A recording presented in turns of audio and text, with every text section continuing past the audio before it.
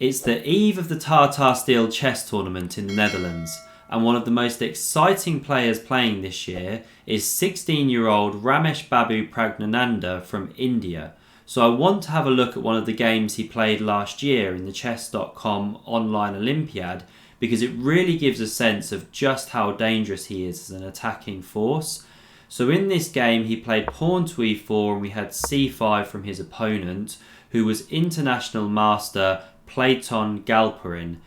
And Praggnanandhaa now goes knight f3, and we went in for this standard open Sicilian. This started off the Taimanov variation here.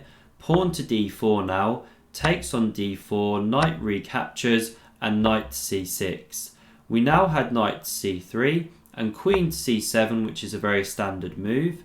And pawn to g4 now is really interesting, so a bit of a sideline, shades of the Keres attack, and it reminds me of a game I covered recently where Magnus Carlsen destroyed Mastro Vasilis in about 25 moves or something. I'll link that on screen now if you want to check it out.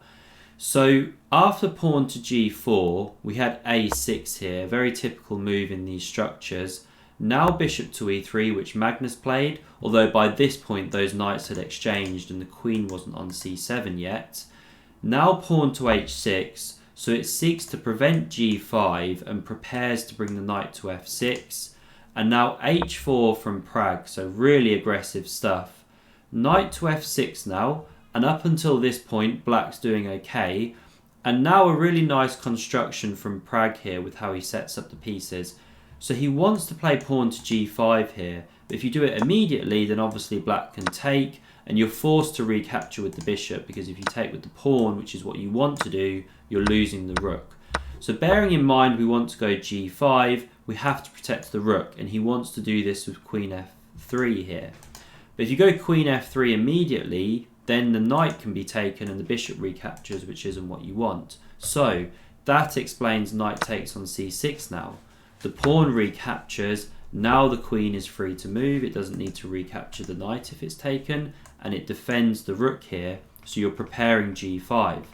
Rook to b8 hits this pawn, okay, castles from white, and now black had to play d5 here. You really have to strike in the centre when you're coming under fire on the flank like this, because if you play pawn to d5, now if white goes g5, you can take here, this is what happened in the game, and after these ones come off, now you can play knight g4 and hit this bishop, because there's no queen h8 with check, because you've left the bishop at home, and it's subtly different but a really important tempo in this position.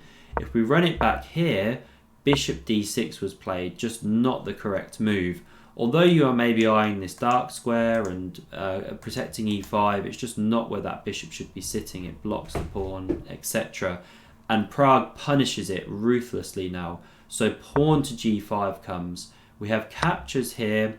I mean, knight g8 was maybe better, but okay, the whole thing is really dodgy now for black.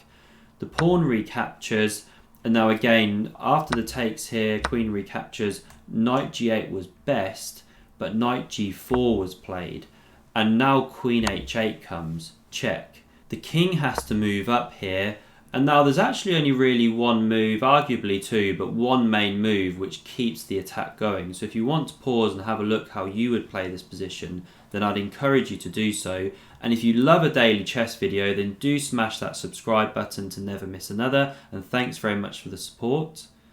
So you don't take the pawn here, that would be bad. Although you're threatening g6 now, bishop e5 comes just in time, and it's still complicated, but black is actually technically better here. But coming back here, instead you play pawn to g6, really thematic, smashing open that king position. Now if you take this pawn as black, or if you play pawn to f6, then queen takes here with check, and the whole thing is just collapsing. So instead black tried taking this bishop on e3, but now white takes on g7 anyway. And black carried on chopping on d1 here, and now Pragg can win in a number of different ways. He goes for this one with the pawn captures. The game is completely gone now.